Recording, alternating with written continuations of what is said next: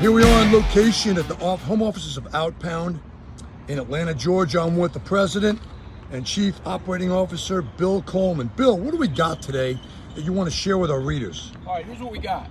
We got a 2014 Chevy Silverado 3500. A gentleman by the name of Bob in Kansas called us. He had left his car out and it got towed, and he couldn't figure out where it was or how to get it back. So he called Outpound, and we talked to him, got all the information, determined that his car had been impounded. We called the impound lot. They put Bob through the ringer. You know, they wanted a police release. They wanted a lien release. They wanted a hold harmless.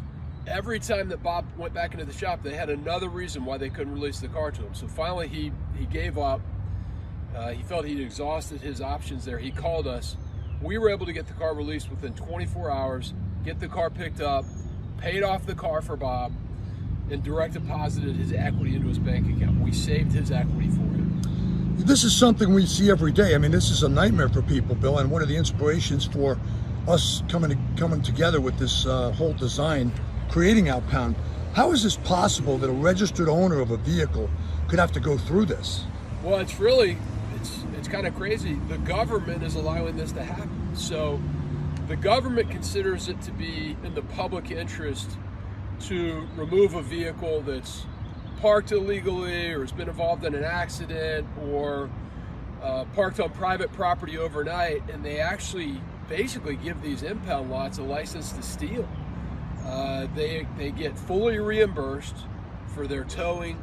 They charge up to $150 a day in storage. So you think about it, if you had a car that was an impound for 10 days, you know, let's just say you were out of town, your car got towed, you didn't realize it was parked somewhere, parked on the wrong side of the street, you could potentially owe $2,000 when you got back from your trip, as most people, you know, today don't have that extra money budgeted for an impound situation. So we're able to either get the car out, buy the car from the consumer, pay them their equity, or we could even finance the fees at a much lower and much more affordable rate than the cash requirement to get the vehicle out. Yeah, that's great news. What was the final outcome with Bob's car, Bill? Can you share with everybody? So Bob was looking at losing the car altogether. I mean, this is a great car. It's got a fifth wheel. It's a 3,500 full one-ton pickup truck. He was going to lose the vehicle. We ended up getting him about $14,000 cash after paying off his loan and paying off the impound. So that was a huge win for him. If he'd gone probably another 2 weeks, his car was going to go to auction, basically on the courthouse steps, and he was going to lose all of his ownership interest in the car. So these storage yards, once they impound a vehicle, do they have the ability to just seize the person's vehicle and Sure. get a title for it? Or? Sure. It varies state by state. You know, in some states, the cure period is 60 days. In some states, it's 14 days. But there's certainly a point of no return where you've accrued that $100 a day. You know, if you've done that for 45 days, 60 days, there's no money left in the car anyway. So they're going to apply for what's called a mechanic's lien or a storage lien.